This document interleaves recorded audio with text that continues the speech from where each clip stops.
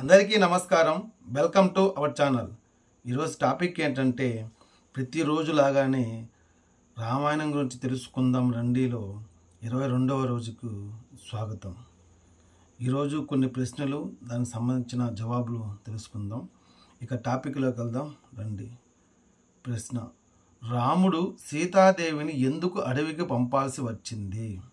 జవాబు: గూఢచారులు మారువేషాలలో రాజ్యం నలుమూలలా తిరిగి సమాచారాన్ని సేకరించి రాజుకు విన్నవించటం రివాజుగా వస్తుంది రాముని యొక్క పరిపాలనలో. ఆ కాలంలో ఒకనాడు ఒక గుప్తాచరుడు తాను విన్న మాటలను సమాచారాన్ని రామచంద్రుడికి చెబుతూ, రాజా, నేను ఈ సమాచారాన్ని తీసుకువచ్చినందుకు నన్ను క్షమింపుము. ఈరోజు ఒక రజకుడు తన భార్యతో పోట్లాడుతూ, నేనేమైనా వెర్రివాడినా రాముడిలాగా పరాయి వాడింట 10 నెలలు ఉన్న సీతను తెచ్చి ఏలుకోవడానికి రోషమున్న చాకలిడిని, పరాయి ఇంట ఉండి వచ్చిన నిన్ను ఏలుకునేది లేదు పో అంటూ భార్యని ఇంటి నుండి గెంటివేశాడు ప్రభు అంటూ విన్నవించాడు. ఇది విన్న రాముడు సీతాదేవిని త్యజించి అరణ్యాలకు పంపాలని నిర్ణయించుకున్నాడు.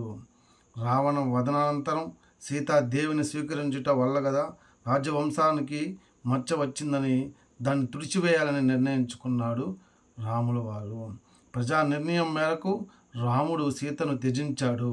ప్రజా అభిప్రాయాన్ని ఔదల్యదాల్చే ప్రభువే నిజమైన ప్రభువని నిరూపించాడు రాముడు.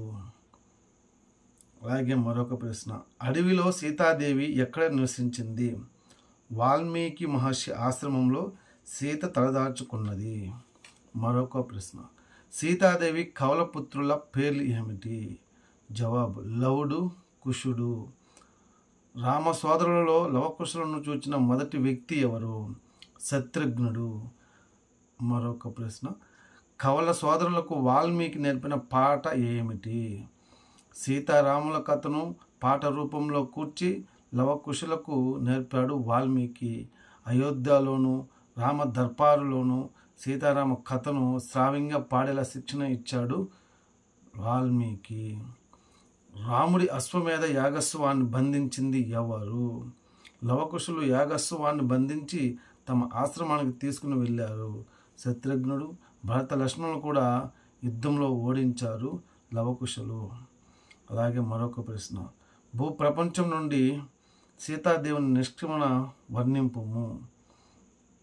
జవాబు: లవకుశులను శ్రీరామచంద్రుడికి అప్పగించి సీతాదేవి, ఓ దేవతలారా, పంచభూతాలారా, నేను కలలోనో కాదు మనసా వాచ కర్మన శ్రీరాముని తప్ప మరెవరిని తలవని దానినైతే, ఓ భూదేవి, నీ చల్లని ఒడిలో నాకింత చోటివ్వు, ఇక నేను కష్టాలు పడలేను అంటూ ప్రార్థించింది.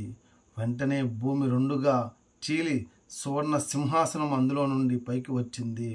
భూదేవి సహితంగా భూదేవి సీతను హక్కున చేర్చుకొని, జానకి, నీవు జీవితమంతా కష్టాలే అనుభవించావు, రా తల్లి, నా ఒడిలో సేద తీర్చుకుందు గాని అంటుండగానే వారిరువురు అదృశ్యమయ్యారు. మరొక ప్రశ్న: లవణాసురుడు ఎవడు? వాడు ఏ విధంగా చంపబడ్డాడు? జవాబు: రామ పట్టాభిషేకం తర్వాత సీతాదేవిని అరణ్యాలకు పంపడం జరిగిన తర్వాత లవణాసురుడునే రాక్షసుడు మునులను, ఋషీశ్వరులను హింసించి బాధించడం ప్రారంభించాడు. ఇతను రావణాసురుడి కుమారులలో ఒకడు. ఘోర తపస్సు చేసి మహిమానిత్వమైన త్రిశూలాన్ని వరప్రసాదంగా పొందాడు. వర ప్రభావంతో వాడి ఆకృత్యాలు మితిమీరిపోయాయి. ఋషులంతా రాజైన శ్రీరామచంద్రుడితో మొరపెట్టుకున్నారు. లవణాసురుడి బారి నుండి రక్షింపమని కోరారు. అప్పుడు రాముడు శత్రుఘ్ను చూచి, తమ్ముడు, నీవు లవణాసురుడిని సంహరించి మునీశ్వరులను కాపాడు. లవణాసురుడి చేతిలో మహిమాన్వితమైన త్రిశూలం లేనప్పుడే వాడిని నిర్జించగలము. ప్రతి ఉదయం వాడు అడవికి ఆహార సముపార్జన కోసం వేటకు వెళతాడు. వాడు తిరిగి రాజమందిరం చేరుకునేలోగానే వాని వధ జరగాలి అంటూ దీవించి పంపుతాడు. రాముడు చెప్పిన మాటలను అమలు చేస్తాడు శత్రుఘ్నుడు. ఈ రోజుకి ఇది చాలు. మరొక రోజు మరికొన్ని ప్రశ్నలు తెలుసుకుందాము. అంతవరకు జై శ్రీరామ్. భారత్ మాతాకి జై.